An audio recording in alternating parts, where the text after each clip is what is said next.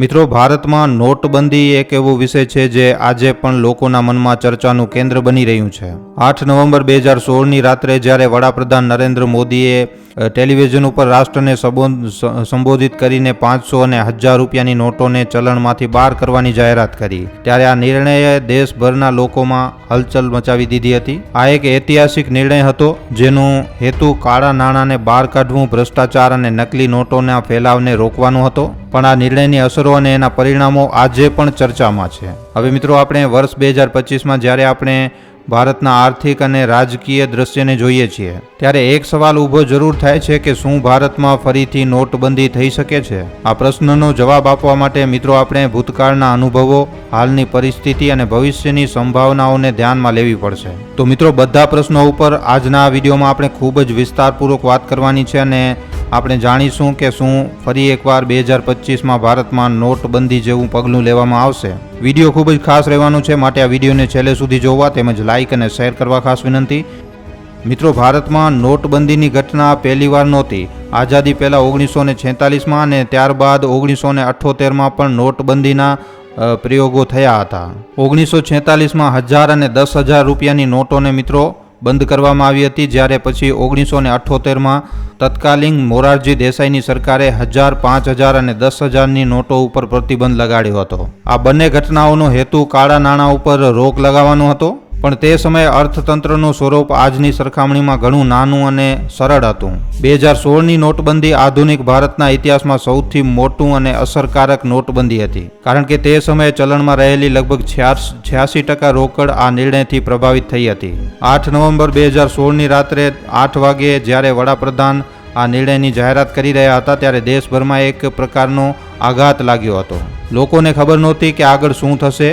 મધરાત્રિથી 500 અને 1000ની નોટો ચલણમાંથી બહાર થઈ ગઈ અને લોકોને તેમના પૈસા બેંકમાં જમા કરાવવા કે બદલાવવા માટે થોડો પણ સમય આપવામાં આવ્યો. બેંકો અને એટીએમની બહારે લાંબી લાઈનો લાગી અને ઘણા લોકોને રોકડની તંગીનો સામનો કરવો પડ્યો, ખાસ કરીને ગ્રામીણ વિસ્તારોમાં. જ્યાં ડિજિટલ બેન્કિંગની સુવિધા ઓછી હતી, ત્યાં લોકોને રોજિંદા ખર્ચ માટે પણ મુશ્કેલી પડી. નાના વેપારીઓ, ખેડૂતો અને રોજમદારો આ નિર્ણયથી સૌથી વધારે પ્રભાવિત થયા, કારણ કે તેમનો વેપાર મોટા ભાગે પૂરી રીતે રોકડ ઉપર આધારિત હતો.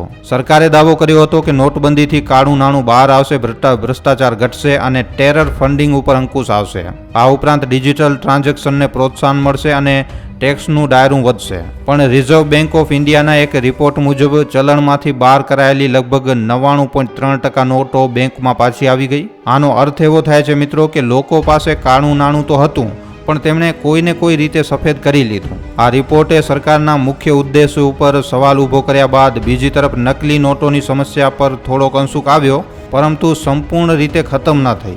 નોટોની આર્થિક અસરો ઘણી ઊંડી હતી. ભારતનું અર્થતંત્ર મોટા ભાગે અનૌપચારિક ક્ષેત્ર ઉપર આધારિત છે, જ્યાં રોકડાનો ઉપયોગ સૌથી વધુ થાય છે. નોટબંધી બાદ આ ક્ષેત્રનું મોટું નુકસાન થયું. નાના અને મધ્યમ ઉદ્યોગો, રોકડાની અછતને કારણે ઉત્પાદન અને વેચાણમાં ઘટાડો થયો. ખેડૂતોને તેમના ઉત્પાદનનો વેચવામાં મુશ્કેલ થઈ, કારણ કે બજારમાં રોકડનો પ્રવાહ ઘટી ગયો હતો. આ ઉપરાંત રિયલ એસ્ટેટ અને બાંધકામ જેવા ક્ષેત્રોએ પણ રોકડ ઉપર ઘણું નિર્ભર હતા. તેમાં પણ મંદી આવી. જીડીપીનો વિકાસ દર પણ 2016-17માં ઘટીને 7.1 ઉપર થયો, જે તેના પહેલાના વર્ષની સરખામણીમાં ઓછો હતો. આર્થિક અસરોની સાથે સાથે નોટબંધીની સામાજિક અસરો પણ નોંધપાત્ર હતી. લોકોને બેંકોમાં લાંબી લાઈનોમાં ઊભો રહેવું પડ્યું અને ઘણા લોકો માટે આ દુઃખદ અનુભવ બની ગયો હતો. કેટલાક અહેવાલોમાં એમ પણ કહેવાયું કે રોકડની અછતને કારણે લોકોને તબીબી સારવાર ન મળી, જેના કારણે મૃત્યુ પણ થયા. ગ્રામીણ વિસ્તારોમાં લોકોની રોજિંદા જીવનની જરૂરિયાતો પૂરી કરવામાં મુશ્કેલ પડી, જેનાથી સરકાર પ્રત્યે નારાજગી પણ વધી. પણ આજની તારીખમાં આપણો ભારત દેશ વિશ્વમાં ચોથી સૌથી વધારે વિકસિત થવાવાળી અર્થતંત્રમાંથી એક છે. 2016 પછીના વર્ષોમાં ભારતને ઘણી આર્થિક પડકારોનો સામનો કરવો પડ્યો, જેમ કે COVID-19 મહામારી અને વૈશ્વિક મંદી જેવી સમસ્યાઓનો સામનો કરવો પડ્યો. પણ 2025 સુધીમાં અર્થતંત્રએ ફરીથી ગતિ પકડી લીધી છે. ભારતનું જીડીપી વૃદ્ધિ દર સ્થિર થયો છે અને હવે દેશ વૈશ્વિક બજારમાં મહત્વનું સ્થાન ધરાવે છે. આવી સ્થિતિમાં નોટબંધી જેવું પગલું ભરવું એ આર્થિક સ્થિરતા માટે જોખમી બની શકે છે. 2016ની નોટબંધી બાદ અર્થતંત્રને રોકડની અછતને કારણે ઘણું નુકસાન થયું હતું. આજે જો ફરીથી આવું થાય તો તેની અસર નાના ઉદ્યોગો, ખેતી અને સેવા ક્ષેત્ર ઉપર પડી શકે છે. બીજી તરફ ભારતે નાણાકીય સુધારાઓ દ્વારા ટેક્સનું દાયરું વધાર્યું છે અને કાળા નાણાંને રોકવા માટે ઘણા કાયદાઓ અમલમાં મૂક્યા છે, જેમ કે જીએસટી અને બેન્કિંગ રેગ્યુલેશન.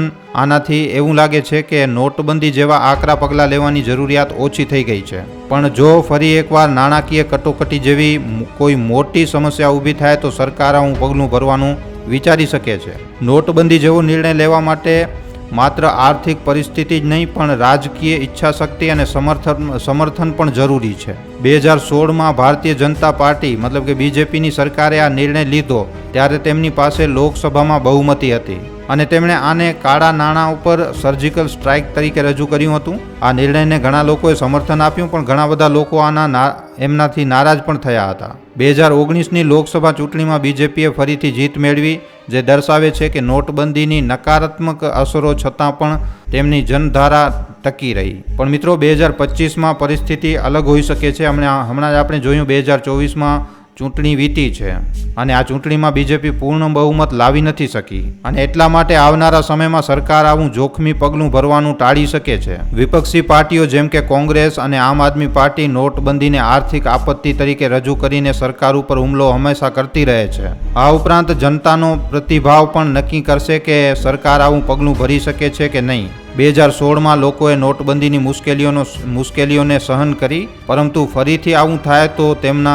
તેમનો ધીરજનો બાંધ તૂટી શકે છે. આથી રાજકીય દ્રષ્ટિએ નોટબંધીની સંભાવના ઓછી લાગે છે, સિવાય કે સરકાર પાસે કોઈ મજબૂત કારણ અને યોજના ન હોય. 2016ની નોટબંધીનો એક મોટો હેતુ ડિજિટલ ટ્રાન્ઝેક્શનને પ્રોત્સાહન આપવાનો પણ હતો અને આમાં સરકાર ઘણી હદે સફળ રહી. નોટબંધી બાદ યુનિફાઈડ પેમેન્ટ્સ ઇન્ટરફેસ યુપીઆઈ જેવી સિસ્ટમનો ઉપયોગ ઝડપથી વધ્યો. 2025 સુધીમાં યુપીઆઈ ભારતમાં ડિજિટલ પેમેન્ટનું સૌથી મોટું માધ્યમ બની ગયું છે. ડિજિટલ વોલેટ્સ, નેટ બેન્કિંગ અને કાર્ડ પેમેન્ટ પણ રોકડની નિર્ભરતાને ઘટાડી છે. શહેરી વિસ્તારોમાં લોકો હવે રોજિંદા ખર્ચ માટે ડિજિટલ પેમેન્ટનો ઉપયોગ કરે છે, જેમ કે ચા નાસ્તાથી લઈને મોટી ખરીદી સુધી બધી જગ્યાએ ડિજિટલ પેમેન્ટ ચાલે છે. આ ડિજિટલ પ્રગતિને કારણે નોટબંધીની જરૂરિયાત ઉપર સવાલ ઊભો તો થાય છે.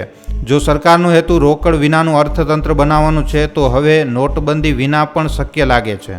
પરંતુ ગ્રામીણ વિસ્તારોમાં હજુ પણ રોકડાનો ઉપયોગ મોટા પ્રમાણમાં થાય છે. ઇન્ટરનેટની પહોંચ અને ડિજિટલ સાક્ષરતાનો અભાવ આ વિસ્તારોમાં ડિજિટલ અર્થતંત્રને વિકાસમાં અડચણ બની રહ્યા છે. જો સરકાર ફરીથી નોટબંધી કરે તો તેના હેતુ ડિજિટલ પેમેન્ટને વધુ ફરજિયાત બનાવવાનું હોઈ શકે છે, પરંતુ આનાથી ગ્રામીણ અર્થતંત્રને ફરી એકવાર નુકસાન થઈ શકે છે, જે 2016ની નોટબંધી દરમિયાન જોવા મળ્યું હતું. એક શક્યતા એ પણ છે કે નોટબંધીનું સ્વરૂપ 2016 જેવું ન હોય, પરંતુ તે નવી ચલણીની નવી નીતિઓના રૂપમાં આવે. ઉદાહરણ તરીકે સરકાર નવી નોટો રજૂ કરી શકે છે અથવા જૂની નોટોને ધીમે ધીમે ચલણમાંથી બહાર કરી શકે છે. આ પ્રક્રિયા ઓછી આકરી હશે અને અર્થતંત્ર ઉપર એનો અસર પણ ઓછો પડશે. આ ઉપરાંત ડિજિટલ રૂપી જેવી નવી ટેકનોલોજીનો પણ ઉપયોગ નોટબંધીની જરૂરિયાતને ઘટાડી શકે છે. Reserve Bank of India digital રૂપી ઉપર કામ કરી રહી છે અને મિત્રો આનો પાયલટ પ્રોજેક્ટ પણ શરૂ થઈ ગયો છે. આનાથી ભવિષ્યમાં રોકડાની નિર્ભરતા વધુ ઘટી શકે છે. 2016ની નોટબંધી દરમિયાન ભારતની જનતાએ મિશ્ર પ્રતિભાવ આપ્યો હતો. એક તરફ ઘણા લોકોએ સરકારના આ નિર્ણયને સમર્થન આપ્યું, કારણ કે તેઓ માનતા હતા કે આનાથી ભ્રષ્ટાચાર અને કાળું નાણું ઘટશે. લોકોએ બેંકોની બહાર લાંબી લાઈનોમાં ઊભા રહીને પણ ધીરજ રાખી. પણ બીજી તરફ ઘણા બધા લોકો માટે આ ખૂબ જ દુઃખદ અનુભવ હતો.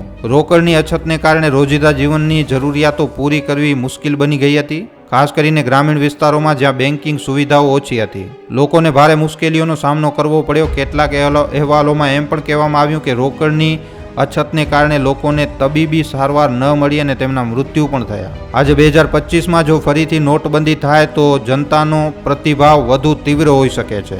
2016નો અનુભવ લોકોના મનમાં તાજો છે અને તેઓ ફરીથી આવી મુશ્કેલીઓ સહન કરવા માટે તૈયાર નહીં થાય. શહેરી વિસ્તારોમાં ડિજિટલ પેમેન્ટનો ઉપયોગ વધ્યો છે, પરંતુ ગામડાઓમાં હજુ પણ રોકડ ઉપર નિર્ભરતા વધારે છે. જો સરકારે આવું પગલું ભર્યું તો ગ્રામીણ જનતા અને નાના વેપારીઓમાંથી મોટો વિરોધ પણ ઊભો થઈ શકે છે. આ ઉપરાંત સોશિયલ મીડિયાનો વધતો પ્રભાવ પણ ધ્યાનમાં લેવો પડશે. 2016ની સરખામણીમાં આજે લોકો વધુ જાગૃત છે અને તેમની નારાજગીને ઝડપથી વ્યક્ત કરી શકે છે. આથી સરકાર માટે જનતાનો વિશ્વાસ જાળવીને રાખવો એક મોટો પડકાર છે. શું ભારતમાં ફરીથી નોટબંધી થઈ શકે છે? આ સવાલનો જવાબ આપવા માટે આપણે ભવિષ્યની કેટલીક શક્યતાઓ પર નજર નાખવી પડશે. પહેલી શક્યતા એ છે કે સરકાર નોટબંધીને બદલે ધીમે ધીમે ચલણી સુધારા તરફ આગળ વધે. ઉદાહરણ તરીકે જૂની નોટોને ચલણમાંથી બહાર કરીને નવી નોટો રજૂ કરવામાં આવે, જેની પ્રક્રિયા ઓછી આકરી હોય. આનાથી અર્થતંત્ર ઉપર અસર ઓછી પડે અને જનતાને પણ ઓછી મુશ્કેલી થાય. બીજી શક્યતા એ છે કે કોઈ મોટી આર્થિક કટોકટીને કારણે સરકાર નોટબંધી જેવું પગલું ભરે. જો કટોકટી ખૂબ વધી જાય, કાળું નાણું ફરીથી મોટી સમસ્યા બને અથવા નકલી નોટોનો ફેલાવો વધે તો સરકાર ફરી એકવાર આવું પગલું ભરવા માટે વિચારી શકે છે. પરંતુ આવી સ્થિતિમાં પણ સરકારે 2016ની ભૂલોમાંથી શીખવું પડશે અને વધુ સારી રીતે યોજના બનાવવી પડશે, જેમ કે બેંકોમાં પૂરતી રોકડની વ્યવસ્થા અને ડિજિટલ સુવિધાઓનો વિસ્તાર કરવો પડશે. ત્રીજી શક્યતા એ છે કે નોટબંધીની જગ્યાએ ડિજિટલ રૂપી જેવી નવી ટેકનોલોજી ઉપર ધ્યાન આપવામાં આવે. Reserve Bank of India digital રૂપીના પાયલટ પ્રોજેક્ટ ઉપર કામ કરી રહી છે અને આ ભવિષ્યમાં રોકડની જરૂરિયાતને ઘટાડી શકે છે. જો આ સફળ થાય તો નોટબંધી જેવા આકરા પગલાં લેવાની જરૂર જ નહીં પડે. આ ઉપરાંત ભારતનું ડિજિટલ અર્થતંત્ર દર વર્ષે મજબૂત બની રહ્યું છે, જે નોટબંધીની સંભાવનાઓને ઓછી કરી રહ્યું છે. આ બધા પાસાઓને ધ્યાનમાં લેતા એવું લાગે છે કે નજીકના ભવિષ્યમાં ભારતમાં ફરીથી નોટબંધી થવાની સંભાવના તો ઘણી ઓછી છે. 2016ની નોટબંધીએ સરકાર અને જનતા બંનેને ઘણું શીખવ્યું છે. આર્થિક રીતે ભારત હવે વધુ સ્થિર અને ડિજિટલ બની ગયું છે, જેના કારણે નોટબંધી જેવા આકરા પગલાં લેવાની જરૂરિયાત ઘટી છે. રાજકીય રીતે સરકાર આવું જોખમ ભરેલું પગલું ભરવાનું ટાળશે અને ખાસ કરીને 2024ની ચૂંટણીના પરિણામ આવ્યા પછી તો સરકાર આવું પગલું નહીં જ લે. આના સિવાય 2016ના અનુભવના કારણે લોકો ફરીથી આવી મુશ્કેલીઓ સહન કરવા માટે તૈયાર નહીં થાય. પણ મિત્રો, અહીંયા પણ એક વાત તો છે, સંપૂર્ણ રીતે નોટબંધીની શક્યતાઓને આપણે નકારી પણ ન શકીએ. જો કોઈ મોટી આર્થિક કટોકટી સર્જાય અથવા તો સરકારને લાગે કે ડિજિટલ અર્થતંત્રને વધુ વેગ આપવાની જરૂર છે, તો સરકાર ફરી એકવાર આવું પગલું ભરી પણ શકે છે. પણ મિત્રો, આના માટે સરકારે 2016 કરતાં વધુ સારી યોજના અને તૈયારી કરવી પડશે. ટૂંકમાં ફરી એકવાર નોટબંધી થવાની સંભાવના તો ઘણી જ ઓછી છે, પણ એ પૂરી રીતે અશક્ય પણ નથી. ભવિષ્યમાં ભારતનું અર્થતંત્ર અને સરકારની નીતિઓ આ નિર્ણયને આકાર આપશે.